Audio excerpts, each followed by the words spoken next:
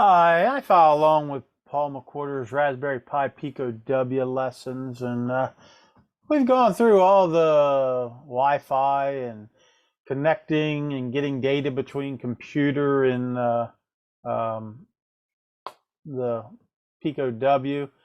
And on my own, Paul hasn't gone in this, but on my own, I've done where you can create a web app on the Pico W and uh, have it work through the browser, so that you can control things and everything. But all of this is going over Wi-Fi, and it's connecting with, you know, external devices. And I like robots, and I teach robots. And one thing I really was hoping for with the Pico W was being able to do what they call peer-to-peer, where you're connecting one Pico straight to another without going through Wi-Fi. And it doesn't seem like that's a thing that you can do. Um, if you got a robot and you're taking it somewhere, you might not know what Wi-Fi you're on and everything else. Plus, you'd have to change the code on your thing on your Pico and everything. So that really wasn't an option for a good, because I'd like to have like a Pico controller and then a Pico, you know, robot, controls the motors in the robot, and it just didn't seem like it was an option. Um, it's always been a little bit of a problem with my robots and Arduino. Of course, Arduino didn't have Wi-Fi. The normal Uno doesn't have Wi-Fi. And the thing is that you can, other ways around it. You can try IR control, but I usually teach a room full of kids, and if you got IR signals going bouncing back and forth, you can't really just use an IR to. They're going to compete with each other, and robots are going to go where they're not supposed to. Another thing I have done in the past was these little NRF 24 LO1s. They're just a dollar and a quarter or something like that a piece if you buy a few of them, and they work okay. But you got to build a robot around them and everything, and or a controller. You got to have a micro in your controller. You got to have buttons, or you got to have a joystick or something in your controller and everything. And pretty soon you got a major project, and you're either going to look a site, or you can go. I've actually went and created a custom PCB to carry that, and it worked out. But I mean, you got $20 in your controller by the time you're done, or more. And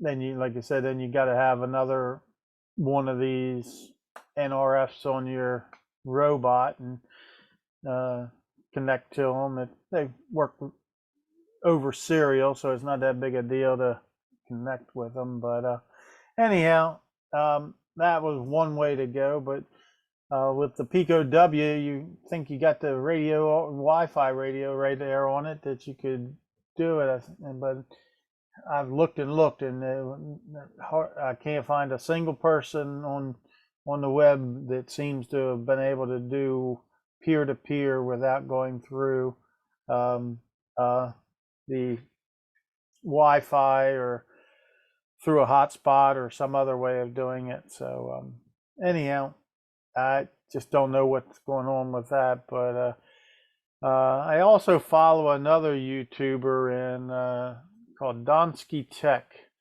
He's got a lot of interesting videos. He does some Pico W, but he also does ESPs. And he recently did a couple videos on something called ESPNow. And it's only available on the ESP8266 and the ESP32 boards, as far as I can tell, at least right now. I don't know whether they're going to have something similar for the MicroPython or whatever, but it's actually the chip itself, Expressive chip, is the one they've actually created this protocol that's peer-to-peer, and he does a real good job of doing it. So I thought about, well,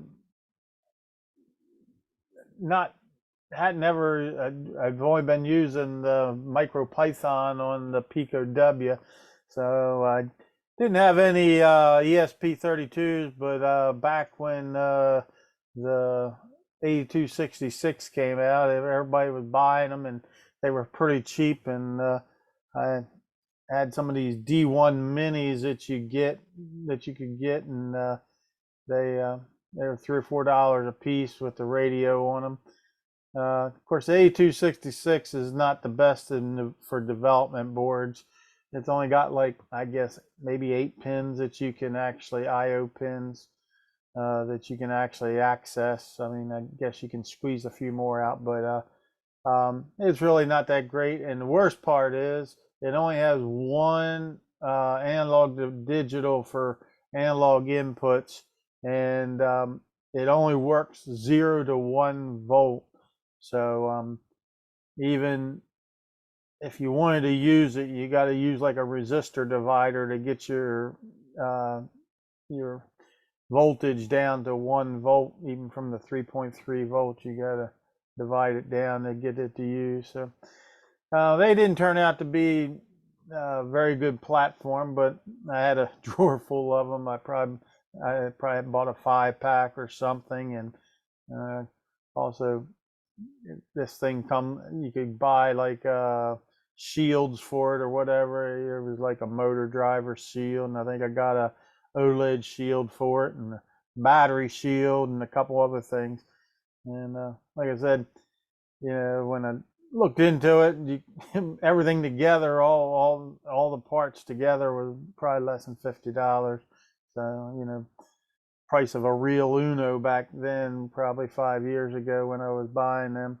But anyhow, I said, well, I wonder how you can get that, how hard it was to get MicroPython onto an ESP8266, and turned out to be really easy. I mean, it probably as easy as getting MicroPython on the Pico W.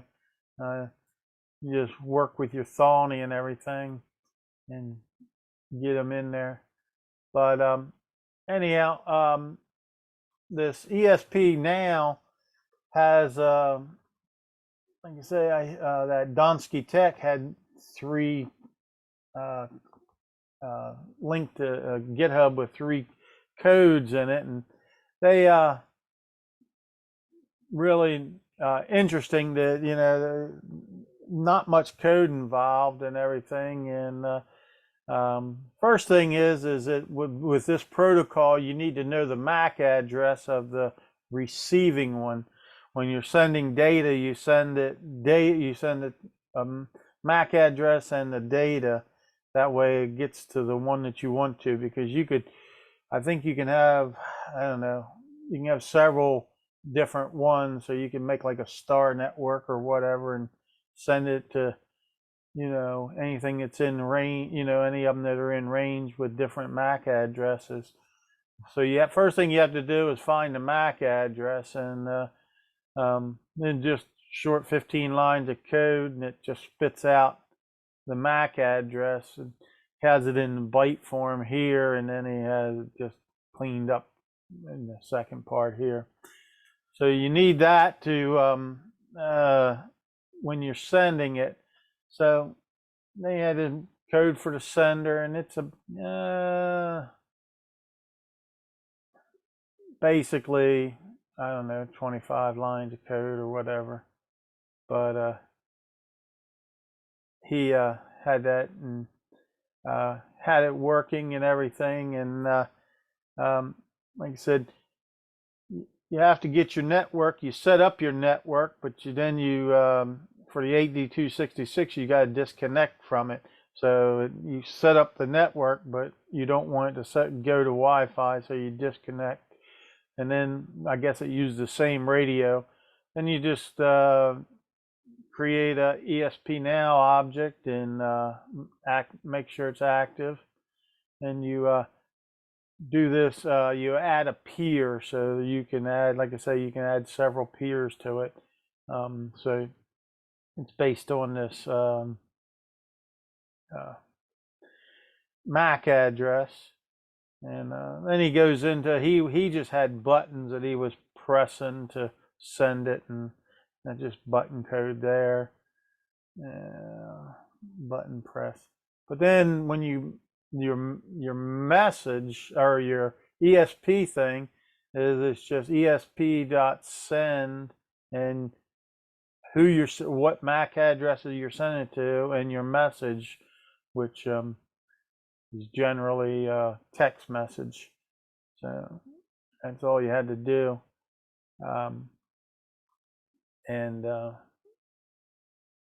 he's got extra code here, but that's it for that. And then let me say for and this is, I simplified a little bit of his code here, but this is all the code you need on the receiver side. You do the same thing. You start your network up, but then you disconnect for your ESP8266. They say for the ESP32 that's not necessary. And same thing, you set up the ESPNow and make it active. And then the thing is you don't even need if you're not sending back like a callback or something, or a response to the other one, if it's only one-way transmission, you don't even need to do the peer part on this one. You'll just stop here and you're just ESP receive. They have receive and it's I receive, and only difference is one just gives it in a byte array where you have to decode it, but it doesn't use as much memory. The receive, they say that it can gobble up your memory if you're receiving a lot of stuff. So I decided to use the I receive on that. And you say you're just printing out your message. So I decided, to use this, and I didn't even actually set up the sender side because I had another idea in mind, and one of the members that are watching Paul's lessons is Lori, and from Lori's Robots. And recently, I don't know, a month or two ago, in her mailbag, she came out, she showed where she had bought these little things from M5Stack, and it's a little itty bitty thumb size computer, and it's actually a lot baked into it, but it's really not, I don't consider it a great development platform on its own. But I had an idea and I sent off for them, and let's see, this is where they're at, and they're only $10 a piece. So you get quite a bit for your $10, because this white part here is actually a color OLED screen. It's only 80 characters by 160, but gives you good feedback on that and everything. But the thing is, there's only actually exposed 3 I/O pins exposed, but you do have like your stemma connector or whatever they call it, whatever they're using with you can get I2C and all these Adafruit and a lot of other places. SparkFun have a bunch of sensors that can hook up that way, and you can daisy chain all you want out there. Still not a great platform. I wouldn't choose this for getting started on it, but it also has an accelerometer on it. And well, let's go down a little bit. I'll show you what features are. It's an ESP32, has a 6-axis accelerometer, has a LED, has an IR transmitter if you wanted to use that, has a microphone, couple buttons, and like I said, it's a LCD, built-in buttons, has a LCD, plus it has a built-in battery. Now it's only a 95 milliamp hour battery, but and if you're hitting your Wi-Fi sends too many times on it, you're probably not going to get more than about an hour out of it. It's got that socket for I2C they were talking about, and you can supposedly program it in Arduino, regular MicroPython, and this UI Flow is a blocks-based program. Now I teach kids coding basics, getting started in coding with blocks, so I'm not against using blocks. And that's actually it. After I got the little, they call it a stick, M5Stack, and after I got it, I said, well, I'm just going to use this because it looks like it's going to do what I want it to do. So I used that on it.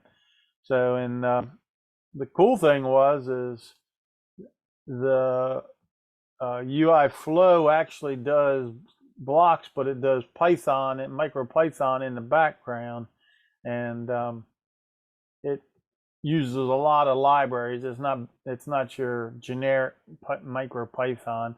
They're using their own code, own version, plus a lot of things in the background. But it really makes it a little bit easier. Plus, it's got the ESPNow built into it. So, one thing I did want to talk about on the regular MicroPython side of things, Donsky Tech, I'm going to leave a link to him because he does a lot better job explaining it. But at the time he did his videos, and I chose to do the same thing, is that the ESPNow is not part of the full release. So I went in and got the latest nightly build and used that, and it has the ESPNow in it. And if you listen to this a little later, maybe it's already going to be in the main version, but I don't know when that's coming. But anyhow, so I just wanted to make a cute little controller, and I wanted to use the accelerometer tilts just to send commands to like a robot, like forward, you tilt down, you're going forward, tilt back up, you're going to go backwards, left, my left, right. And I also decide, well, you might as well have, moving forward and turning right at the same time. So if you just did a right turn, if it's a two-wheel robot, I'd say that would be spin in place to the, to the right, and then spin in place to the left or whatever. So I'm just going to show the code, and like I said, Paul's getting ready to get into the accelerometers in the next month or so, and I'm interested in the math, but with this blocks thing, they built that all into it.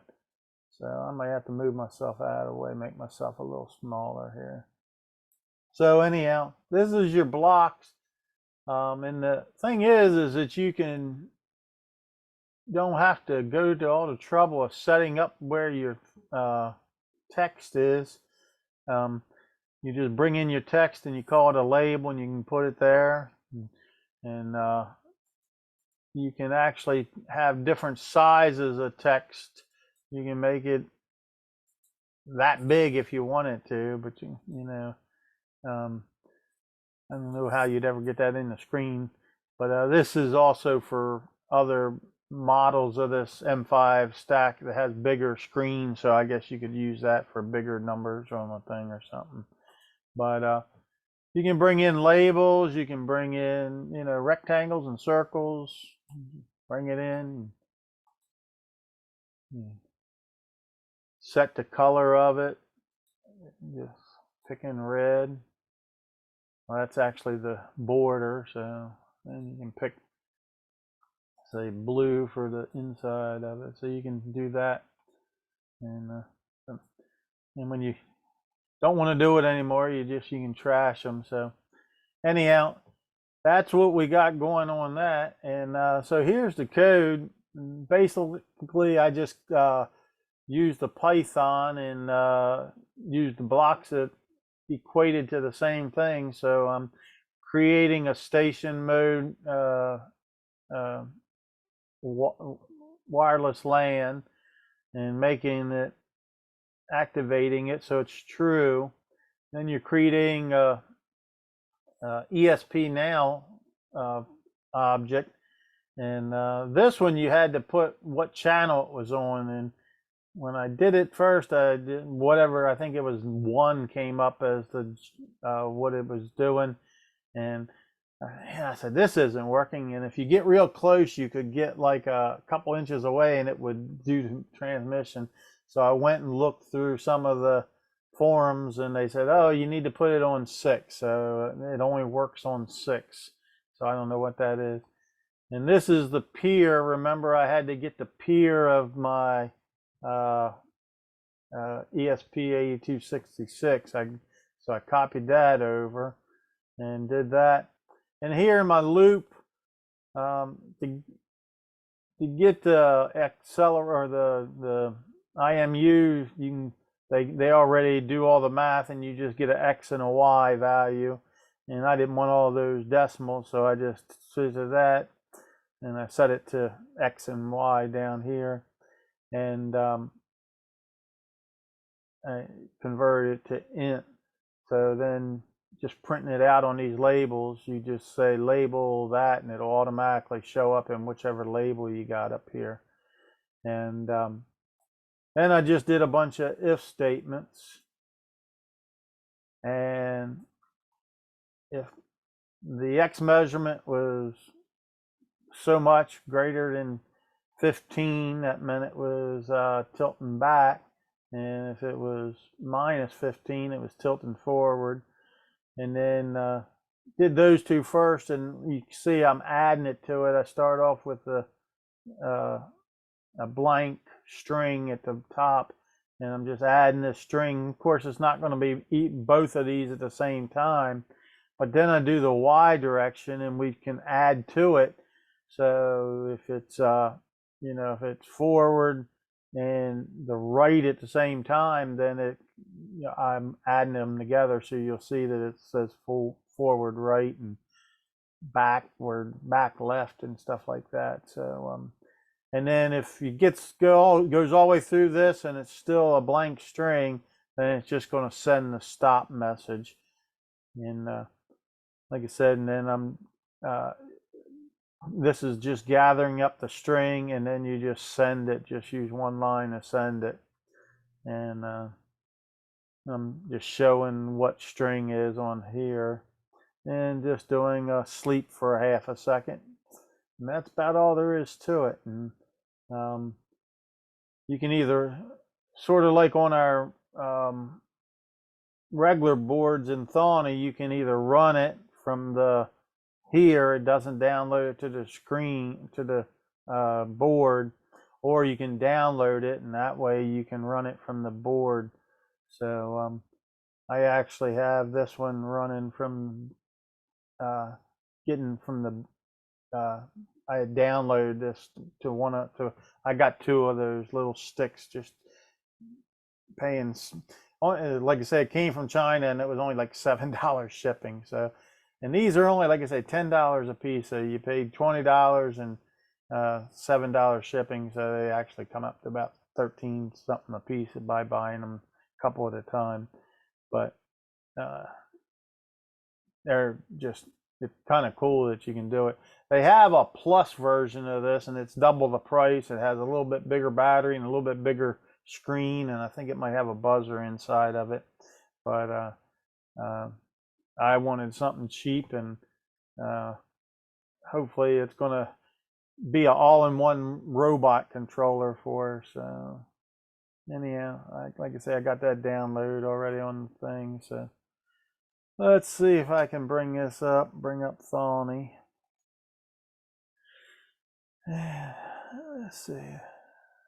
Yeah, this is the one I think this is the one I want to send. Yeah. And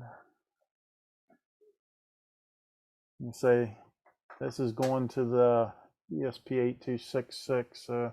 We'll get that started, I guess, maybe. So nothing's printing out until it receives a message.